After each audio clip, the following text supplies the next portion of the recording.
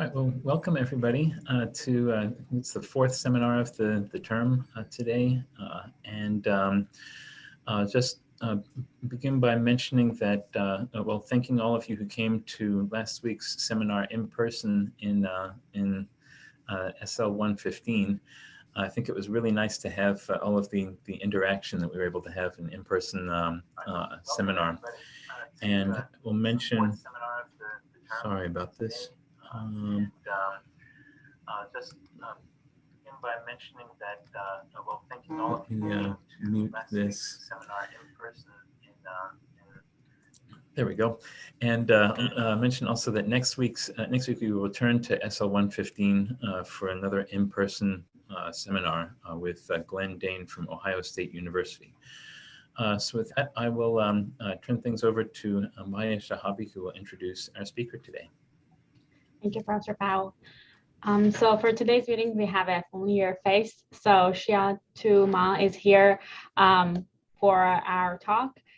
He's a postdoc researcher at WPI in material science and engineering, and he also did his PhD here working on lithium-ion batteries, and he graduated in 2021. He also has his master's from Stevens Institute of Technology in New Jersey at 2017, and his bachelor's from Jilin University in China at 2015. So his research interest is on recycling lithium-ion batteries and upgrading cathode and anode materials for next generation batteries from spent lithium-ion batteries. He also worked on synthesizing high performance single crystal NMC cathode materials, which is a combination of lithium, nickel, magnesium, cobalt, and oxide. So today he will talk about the current research at Electrochemical Energy Laboratory. It's all yours, Dr. Ma. Okay, thank you. Thank you for the introduction. So, can everyone see my screen? Okay. Like the introduction, I just graduated from the WPI, so it's my pleasure to introduce our group's research today. I'm Xiaotu, a postdoc in the Electrochemical Energy Lab. And this is our team. We have a large team in our lab. Professor Yan Wang is our, sorry, wait a moment. Professor Yan Wang is our supervisor and PI.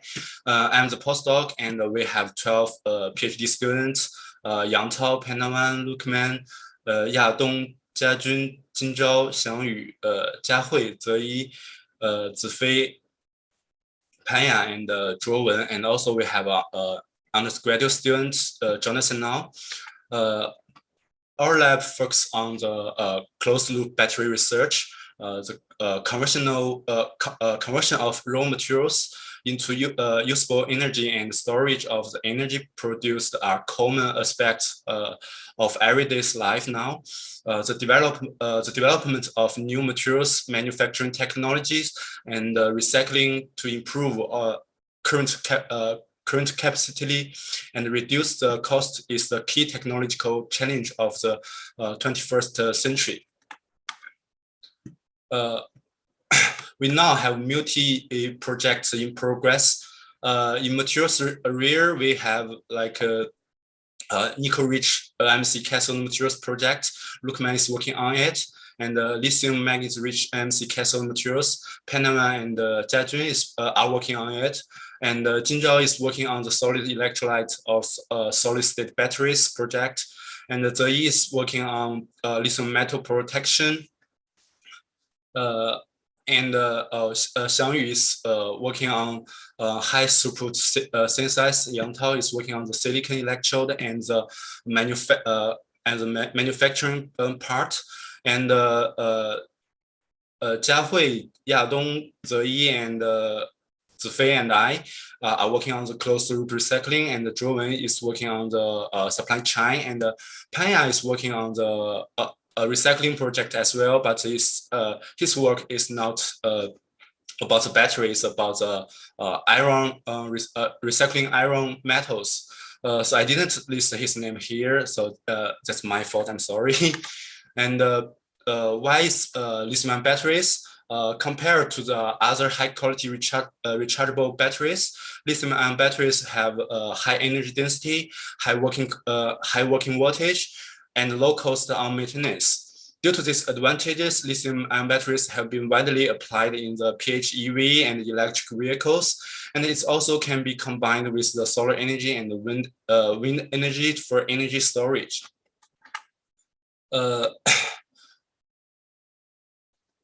From this figure, we can see the lithium-ion batteries have the highest energy densities compared to the other rechargeable batteries, but people still want it to be higher.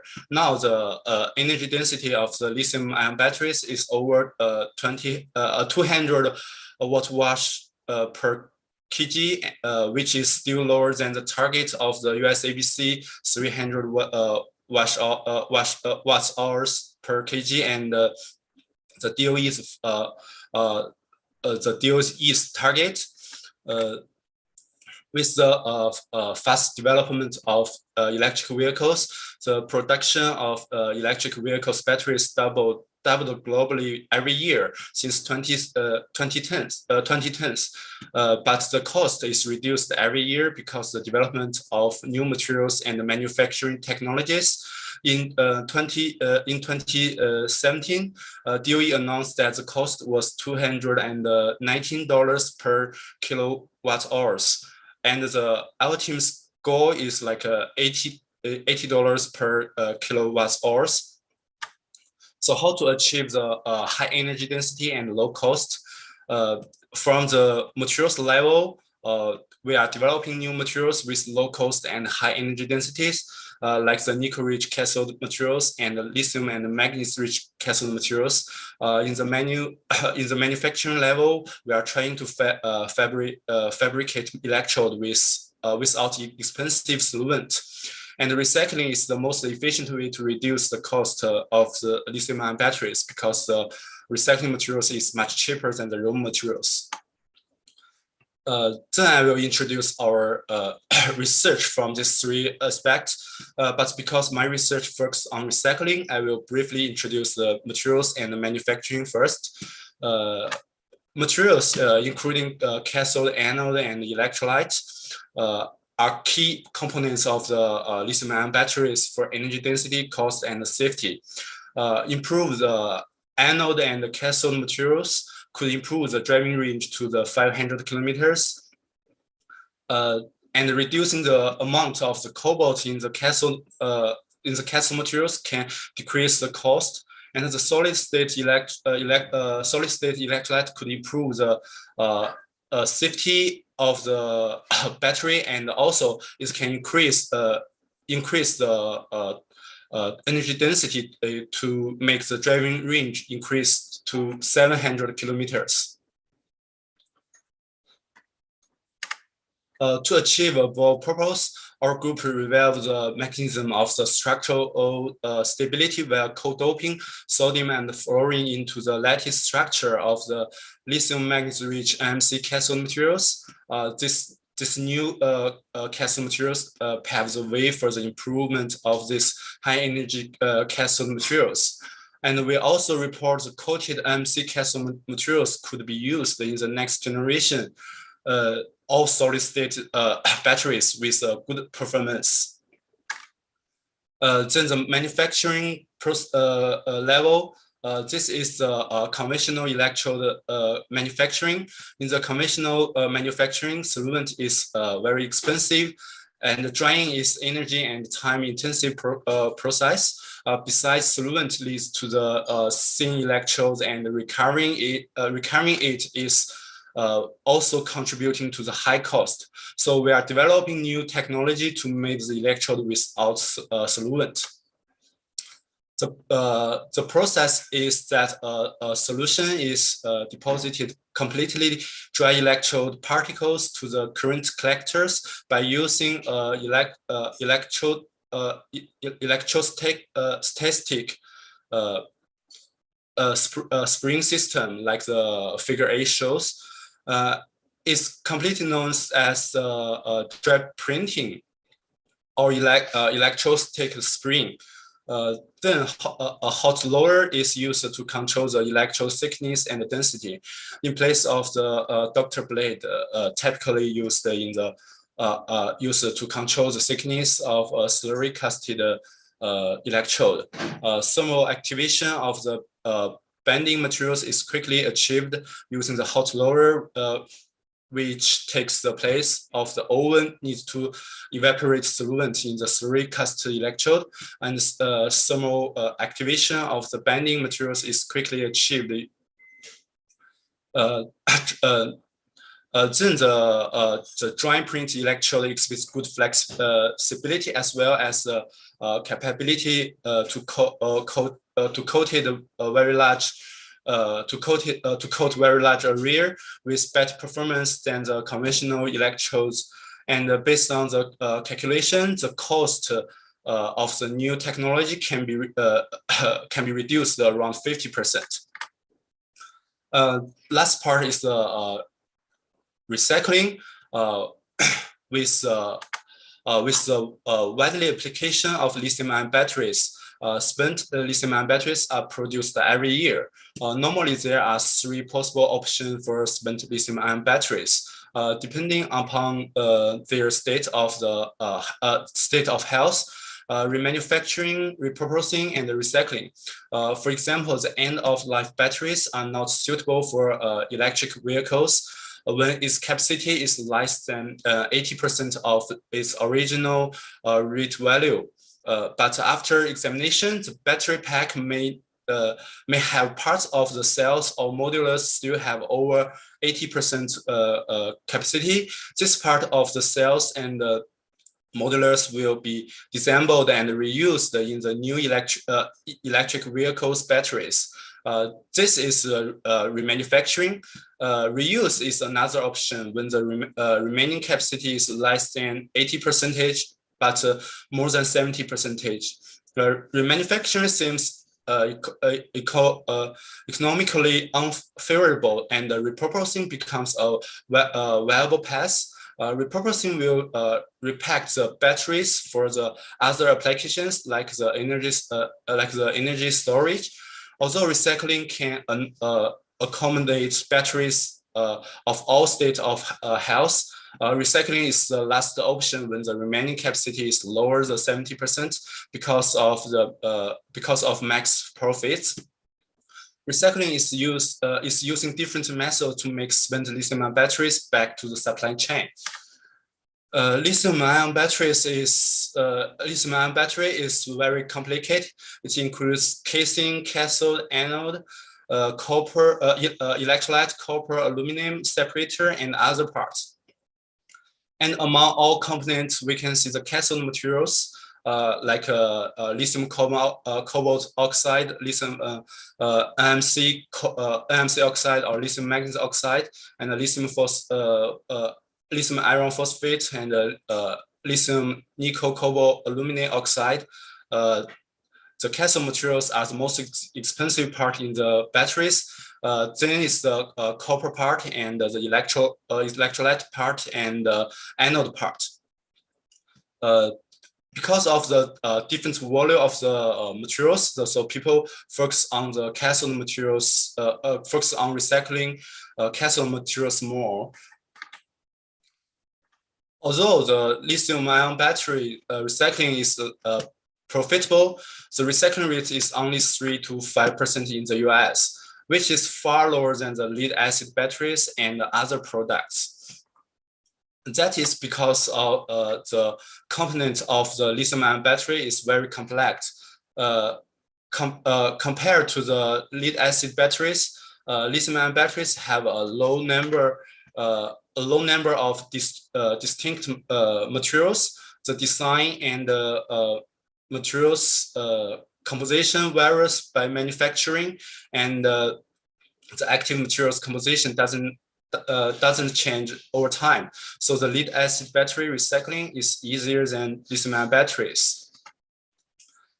Currently, there are 3 recycling processes: pyrometallurgical process, hydrometallurgical process, and mechanical process. pyrometallurgical process is a smelting process at high temperature. Heat treatment, high volume metal elements will be recycled as alloys. The advantage of this process is simple and no sorting step required. The disadvantages are high energy cost and low purity of the recovered materials. And if you want to get a pure recovered materials, you have to combine with other more process to extract the elements. And the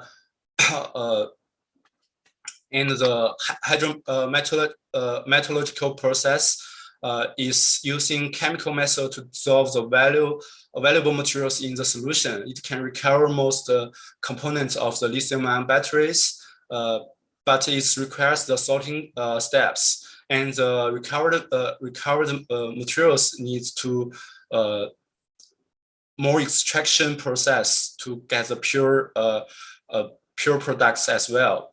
And the mechanical process is mainly using physical process to regenerate materials without decomposition materials into substituent of lithium-ion battery. But it requires strict sorting steps. It's still not applied widely. It's still under researching. Most mechanical process is reported in the lab scale. So so we think if we can design a process with the advantages, like the no sorting squares in pyrometallurgical process, and low temperature in hydrometallurgical process, and we can recover the cathode and anode materials directly as a mechanical process. So we design a new closed loop recycling process based on the hydrometallurgical process. Firstly, spent lithium-ion batteries will be cut, shredded, and sieved first. The cathode materials and some metal impurities will be dissolved in the acid, and then the obtained solution.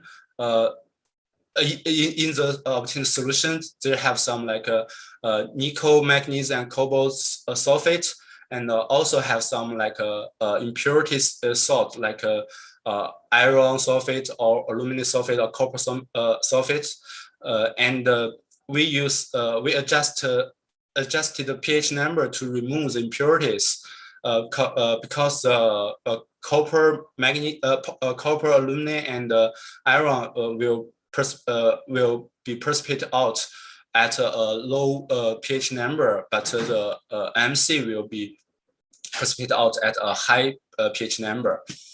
And then the purified solution will be adjusted ratio of the MC to run the co-precipitation reaction to produce the precursor. And the precursor will be dried and then sintered with lithium salt to produce the new cathode powder. And the new cathode powder has a good performance, which can be used in the new battery directly. This is the first phase of our recycling project. The project is designed to recover MC11 from different feeding stock, like MC and RMO, MC and RMO and lithium RFP. The different feedstocks is because means that we do not our process doesn't need the sorting step. We can recycle all of them in one feedstock, and also all the recovered materials will be tested in the industry level testing, which is normally it won't be seen in the paper. And at the beginning, we run the bench scale experiment, and the recovered MC11 has perfect layer structure as the commercial materials. The ICEM shows a uniform particle size and spherical shape. Then the performance was tested by the coin cell. The electrochemical performance shows our recovered materials have impressive rate and cycle performance. At 0.1 C, the discharge capacity is close to 160 milliampere-hour per gram, and after 100 cycles, the capacity doesn't have a significant decreasing. And also our high rate at 5C show much higher than the commercial materials. And then the large scale experiment was proceed. We run a 7-day experiment. We can see firstly, the particle have uniform size at day 1.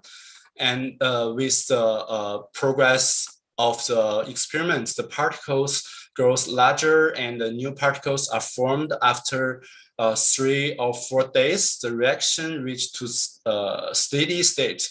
And at this time, the particle size and the distribution will not change much with further progress of the experiment. Then the precursor was sintered with lithium carbonate to produce the cathode powder. We can see that the recycled materials have the similar morphology as the commercial powder, but from the cross-sectional images, the recycled materials seems to have a large pore in the core of the particles. And from the XRD and XRD refinement and the XPS result, we can see that recycled materials show perfect layer structure with lower cation mixing, because in the recycled materials, the nickel 2+ ions is more than the nickel 3+ ions. And from the TEM, we can see the recycled materials has more core, more pore structure than control materials, and but for the structure, both materials are like a perfect layered structure inside the particles.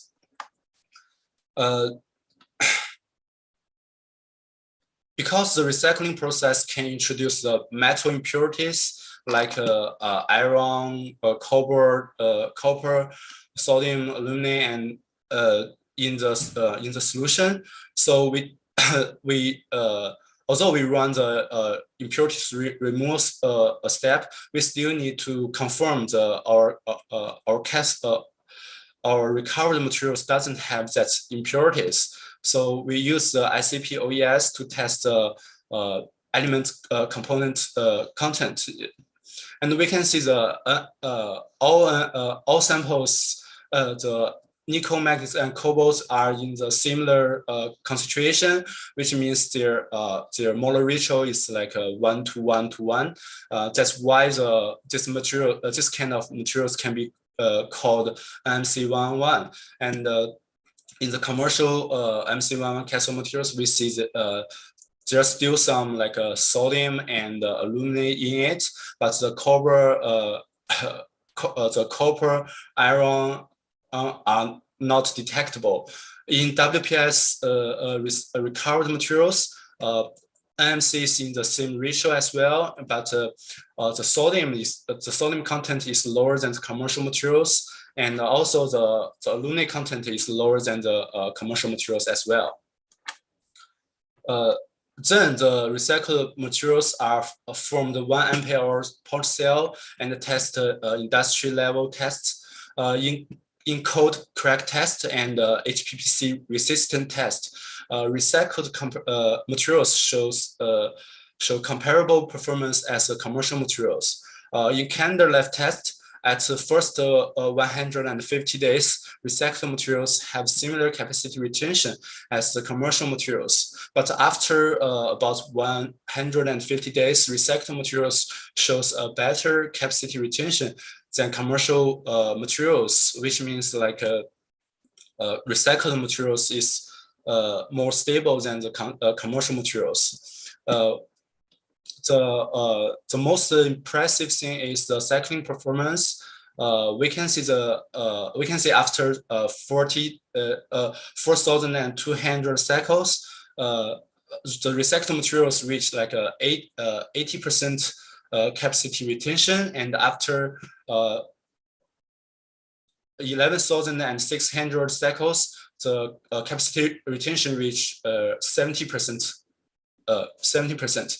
That is like about 33% and 53% better than the commercial materials, because the commercial materials reach the 80% capacity retention at 3,150 cycles, and it reached 70% at only 7,600 cycles.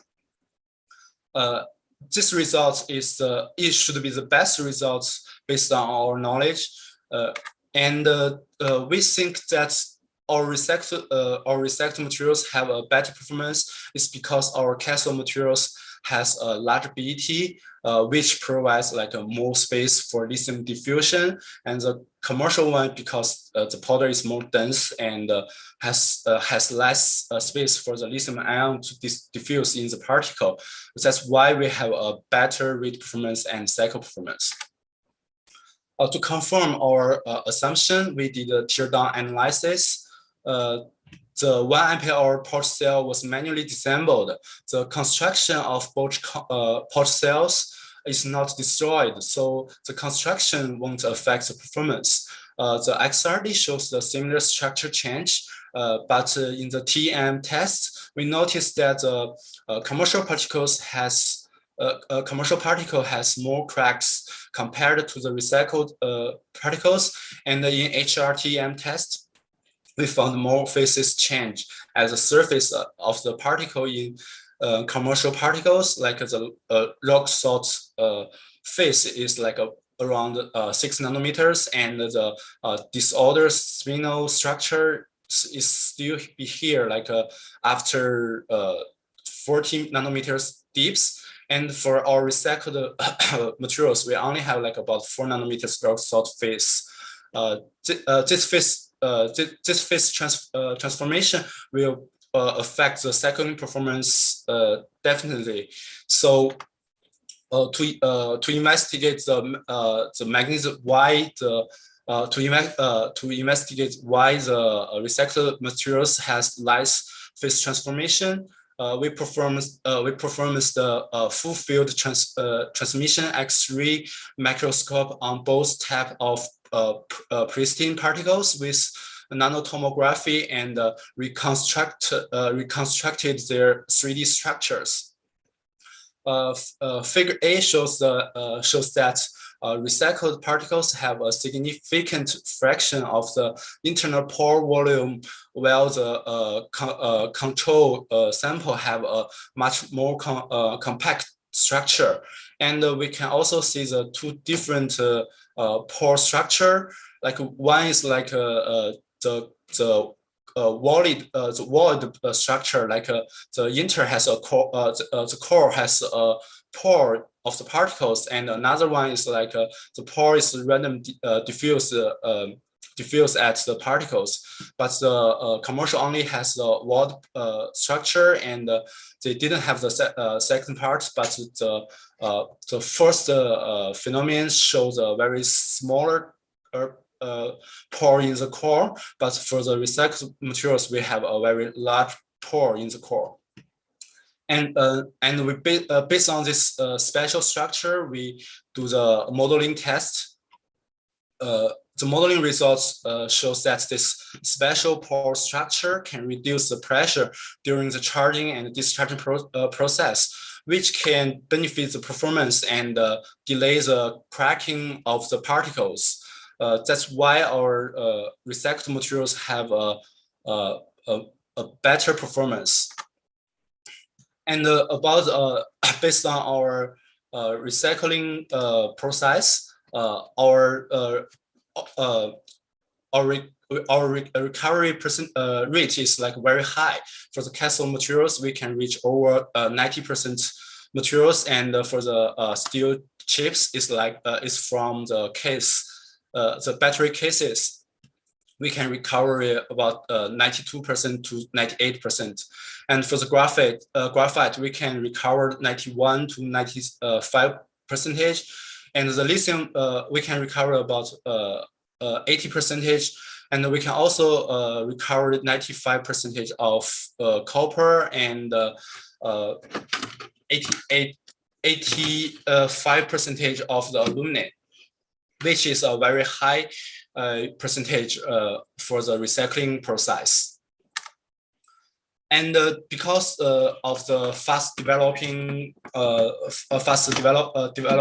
the lithium-ion batteries, MC11 is not like a promised cathode materials. Now the manufacturing use high nickel-rich cathode materials like MC532, MC622, and MC811. The number means the percentage of the nickel, manganese, and cobalt. For example, the MC532 means like the nickel have 50%, and manganese has 30%, and cobalt has 20%. So if we still we continue recover the MC11, or recovered materials maybe not suitable for the market, so we are trying to increase our nickel content during our recycling process, because our recycling process is very like flexible. We can do more. We can add more nickel during the adjusting ratio step. We won't change a lot during our in our recycling process and recovered nickel-rich cathode materials. And we also have a phase 2 project with US ABC, and that project is produce MC622 from the low nickel content cathode materials. And that's one we have finished, and we are running the third phase. We are trying to produce MC811 from the nickel from the nickel-lean cathode materials. And the problem is like when you want to add more nickel, when you want to increase the nickel content, you have to add more raw materials, which can reduce your profit. So we are also trying to recycling the nickel hydrogen battery as another like a feeding stock to lower the cost of the adding raw materials. And also the ascend elements of founded based on our technology. Our technology has been filed a patent in 2015, I think, and then a company was founded, and Professor Wang is the co-founder. And the Ascent Elements, it will open the North America's largest lithium-ion battery recycling facility by August in Georgia, and it's designed for process 30,000 metric tons per year facility. And this company operational since June 2018. So summary, like the development of materials and manufacturing could reduce the cost and increase the energy density and safety. Recycling is always important and necessary regardless of how materials and manufacturing evolves. Our lab has done pretty cool battery research, and although we have lots of PhD students, our group is like is keeping recruiting new PhD students, and we are welcome master students and undergraduate students to do some research in our lab. So if you are interested in our research, you can contact with Professor Yan Wang, and this is his email, and this is our lab website.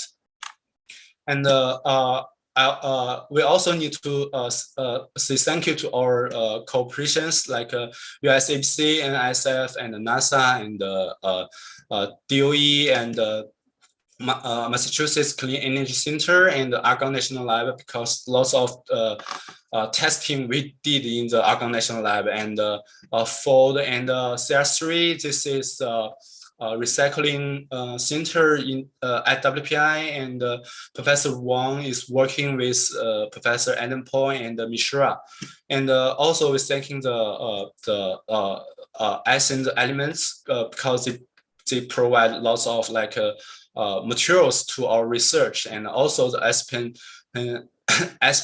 is a company about our like a new manufacturing technology company.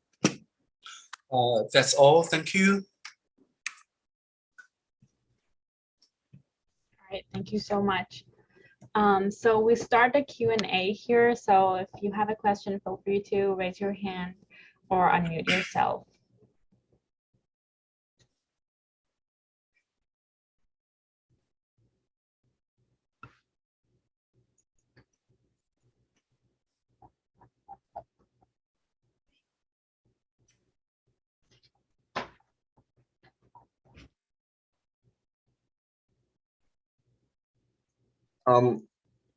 Yeah, go ahead, please. Thank you, Maya. Hi, Xiaotu. Congratulations on receiving your PhD degree. Congratulations. My question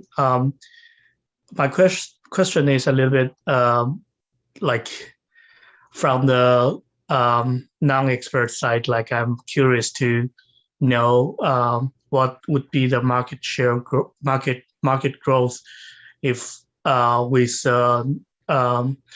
promoting of electric cars, and what would be the market growth you expect or for the battery recovery industry? Thank you. This is a good question, but I cannot remember the exact number. But yes, like it's a very large number, and maybe give me 1 second. I can check the number very quickly.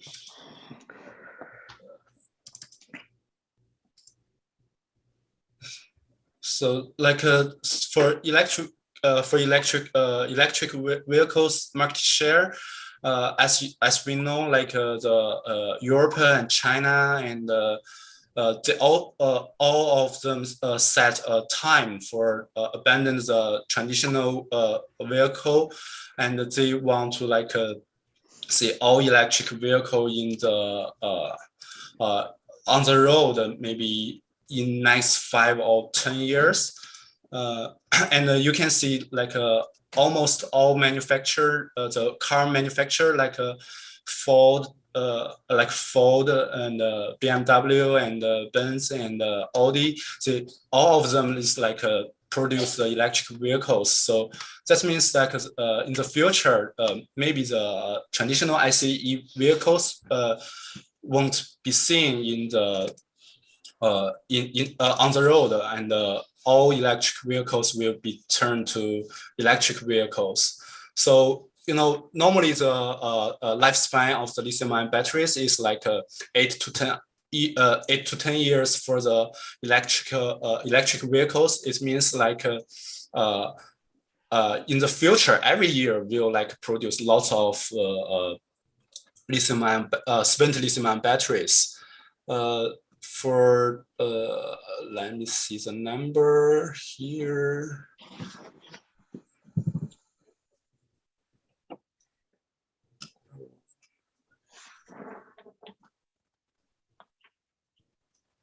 Sorry, I didn't see the exact number, but yeah, it will be like a very large number in the future, I think.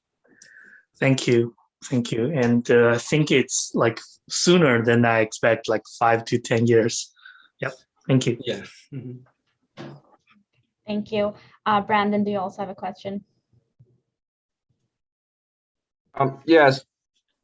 Xiaotu. Is that how you pronounce it? Yeah, it's right. Thank you. Xiaotu, you mentioned that you had a new recycling process. I'm not sure if I missed it, but did you go over the specifics of it? You mean the specific of our recycling process, right? Yeah. Okay. Sorry. Give me 1 second. I will share my screen again. Like for our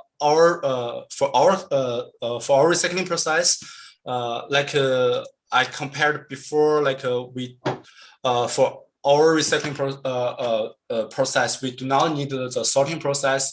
We can recycling the mix lithium-ion batteries like MC and RMO and lithium LFP, because the component is different in these 3 types or these 4 types, these 4 or 5 types lithium-ion batteries.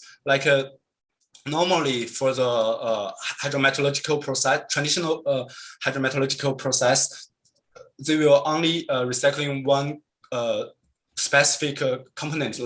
If you are the MC cathode batteries, they will only recycle the MC, and if you mix the MC with the RFP, the iron and the phosphate will be a problem in their recycling process. So in our recycling process, we do not need a sorting step. We can recycle all types of lithium-ion batteries. And about the impurities input, like the iron or phosphate, we can precipitate this part in by adjusting the pH number of the solution. And also, because our process is based on the hydrometallurgical process, so our process is run at a low temperature. We won't need sinter the spent lithium battery at 1000 degrees C. And for the mechanical process, they can recycle most part of the component of the lithium-ion batteries, like cathode, anode, electrolyte, and metals. In our process, after cutting, shredding, and sieving, we can get the separators and the metals and current collectors, which can be recovered in this step. And for the cathode and anode materials, after leaching the cathode material in the solution, the anode part is like a graphite. They won't dissolve in the acid, so the graphite will be recovered in this step. And the cathode materials will be further recovered by the co-precipitation reaction. And so our process can recover the most component as the mechanical process. That's why our recycling process is more profitable and more facial than the others process.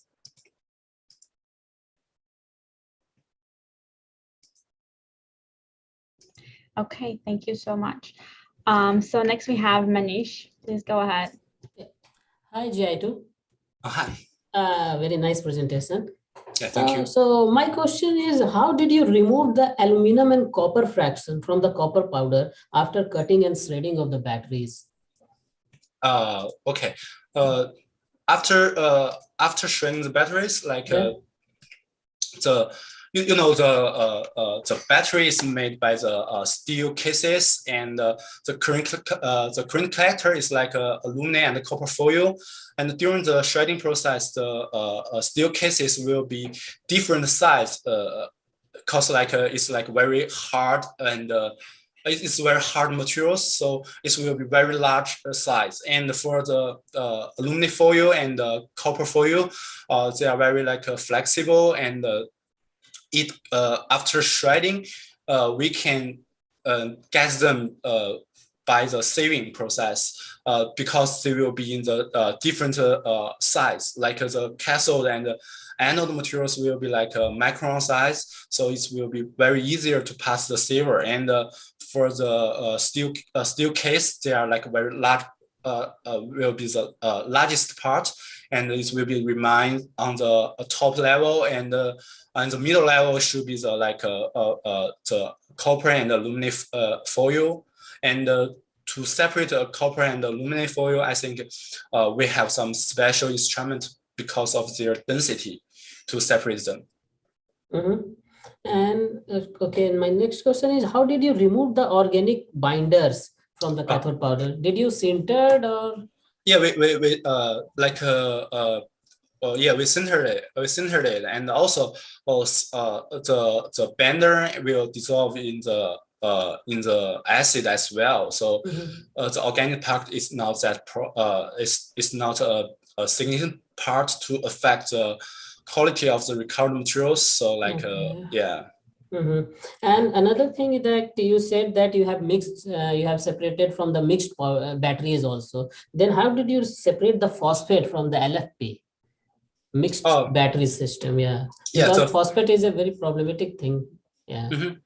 We noticed an interesting phenomenon, like when we add the lithium iron phosphate in our feeding stock, the acid will react with the transition metal like a NMC cathode first, and for the lithium iron phosphate, the most part of the iron and the phosphate will be precipitate, will be like a remain in the filter cake as the iron phosphate, and if a very small amount of the iron and phosphate will be in the solution, but that part we can remove by adjusting pH number, and I don't think there's like a phosphate cations in the solution because most of them should be like precipitate with the iron. Okay, thank you. No problem. Okay, thank you. Is there any more questions? Yeah, Professor Powell, please go ahead. I'm curious, do you know what are some of the sources or what fraction of the recycled battery black mass material comes from different types of applications, such as vehicles or electronics or other different applications, and how does that affect the ratio of nickel, metal, cobalt, LFP, etc., in the incoming raw materials? From now, the most electric vehicles using the NMC cathode materials, I think like maybe 5 or 10 years ago, the main component is MC11 plus LMO, because the blended cathode materials can improve the performance. And maybe recently the electric vehicles batteries materials changed to MC 532 or MC 622, and only Tesla using the NCA cathode materials is nickel, cobalt, and aluminum, and the nickel content is very high, should be like over 80%, but it has this kind of materials is not that stable, but Tesla has this special technology to make it safety. It make it as safe as the MC cathode materials. So they continue using the NCA cathode materials. And for the electronics, like the most part is the LCO, the lithium cobalt oxide. That's why it's very expensive, because cobalt is the most expensive element in the batteries. And for others, is like other like electronics, maybe using wire component, because the different usage and the different characterizations. And also, the manufacturer won't like label what materials they use in their batteries. That makes battery recycling harder, you know, because before we test, we dissolving all materials in the solution and test the SAP, we cannot know the ratio of the elements we want. So it's make it hard. Like if you want just recycle one specific materials in the spent lithium batteries, you have to find a way to know the component first. But based on our process, it's much more easier. So we don't care about the component. I see. Okay. Thank you. And by the way, just congratulations on your publication in Joule. That's a yeah. Thank you. This journal. Nice. Yeah, it's a very long time. You know, it's the project we started at like 2015, and we published this paper at 2020. Remarkable. Yeah.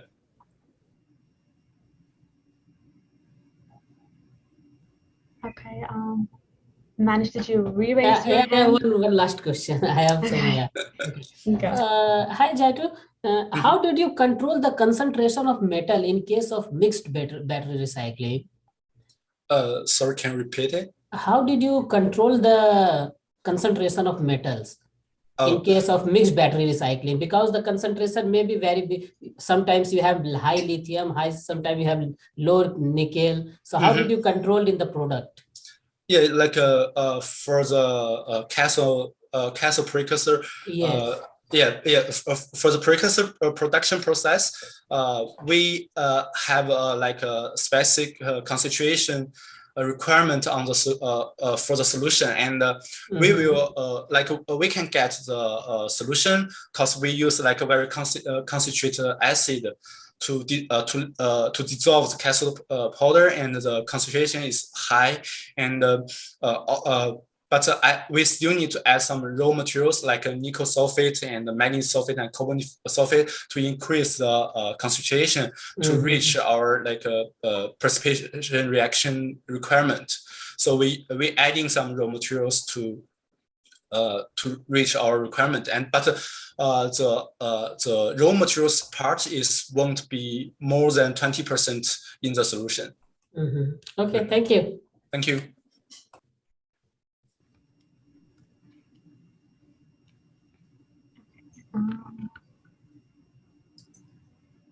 Any more questions?